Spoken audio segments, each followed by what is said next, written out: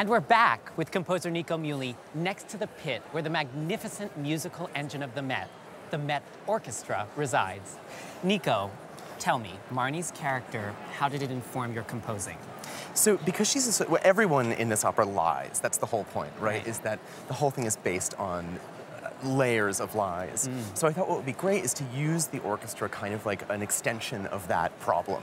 So when she sings, her lines are picked up by the oboe, or sometimes responded to by the oboe, as a sort of internal instrument. And it also works with a bunch of the other characters. So Mark is represented by the trombone, and Terry by the muted trumpet. So that was sort of a way to get that orchestra involved. It's so interesting, because the textures come across, and then there's this thing that they call twinning, where you're, as you're saying, pairing these instruments with voices. How does that then, to the audience, transmit the drama, would you say? Well, I think for me what it does is it makes the orchestra pit feel like an additional character. And so it's less like this is the singing, this is the accompaniment, and much more this is a total thing. And that way the orchestra can create environments, but also change them a little bit. So you have these moments where suddenly the trombone will know something that he doesn't know, or the lack of the trombone will indicate a lack of sort of substance. It's fascinating, and it really works as a device, I think. Thank you. I love how you've also created these 4 inner voices for Marnies, the so-called shadow Marnies. Tell us about the role they play and how you thought of that. So from the very, very beginning, I was talking with Paul Cremo, the Met's dramaturg, who's a kind of silent partner in a lot of this. And I was saying, you know, what would be important for me is to have a choir or a little semi-choir that functions in a completely unreal way. They're never seen by anyone else except for her. Wow. And that they function as not just her anxiety, but as her kind of enablers.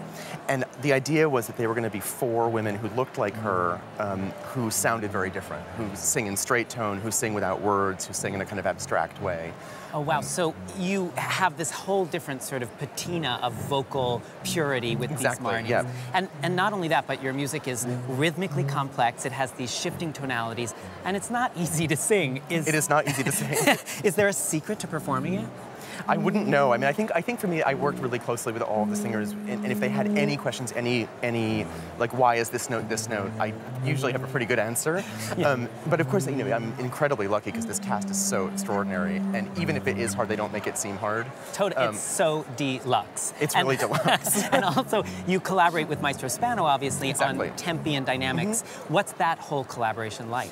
Well, you know, I try not to get too granular with conductors because they're driving the ship, so usually my notes are faster and then sometimes slower, although very rarely slower. It's usually just go faster. Simple, I love it. Yeah, it's really, really straightforward. So you grew up with this Anglican choral tradition that was really rooted within you, and which you feature in a lot of your operas. You must relish the chance to compose for the storied Met chorus. It is great. It's a very different idea, but the power of that chorus is so extraordinary. And so when I started writing this, you know, 5 years ago, whatever it is, I knew, and Michael and I and Nick and I talked about, I really wanted a bunch of places where the chorus had surreal function, surreal, like the big set piece in Act 1 about guilt and storms and whatever, and then also that they would function as dramatic partners who can suddenly switch into an unreal kind of menace. So you'll see a lot in Act 2 where they function as, you know, people at a party, and then all of a sudden they represent her anxieties. And I knew that because they're such a great acting chorus that they could pull it off. And in spades. I love the mixture of abstraction and real storytelling. Nico, thank you so much. The pleasure is so mine. Pleasure.